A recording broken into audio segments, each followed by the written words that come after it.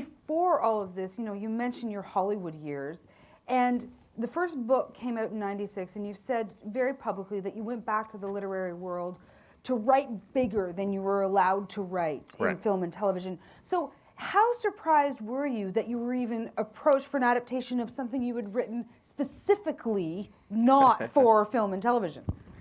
Well, I began to be approached around the time Clash of Kings came out, and even more when Storm of Swords came out. Those were the first two books to actually hit the bestseller lists. Game of Thrones did okay, but it didn't hit any list. But the series built. Imagine? So Clash of Kings, hit the New York Times list at like number 13 for 1 week, and Storm of Swords was a little higher on the list and lasted a few more weeks. And at that point, I started getting these inquiries from Hollywood, and I thought at the time, well, these guys don't know what they're talking about here. They don't know that it's impossible to do.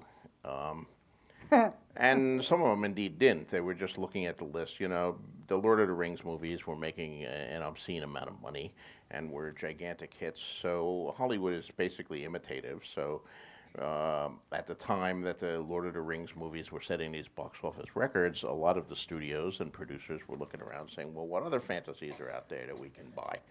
And they all started buying fantasies. And, we've seen a few of them. I mean, Narnia subsequently made it to the screen. Philip Pullman's His Dark Materials, the first book, made it to the screen, and they came looking for mine. But I took a few meetings. I'm always willing to take a meeting. I got some free lunches out of it. And they would present their ideas to me of how they would adapt these into movies.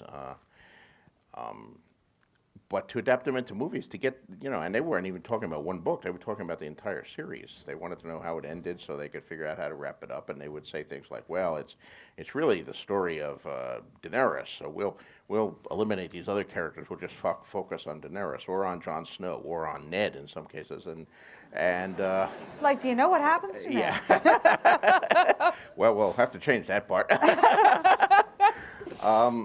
So I listened and I ate the free lunches, but I didn't buy for any of those. But it did get me thinking that the only way to do this was not for the feature films, much as I would have liked to have a $200 million budget. I thought it was better to tell the entire story with all of the characters and all of the complexity, and the only way to do that is television. And not any television either, because you can't, there's too much graphic sex and graphic violence and too much complexity for network television. The networks would be too leery of it. They would water it down too much.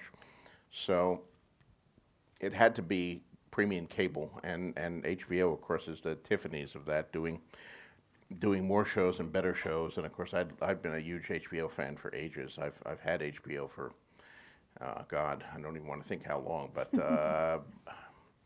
shows like Deadwood and Rome in particular showed me that they were the people who could really, really do this. And then when I met David Benioff and Dan Weiss, and they had the same idea, and that was a match made in heaven.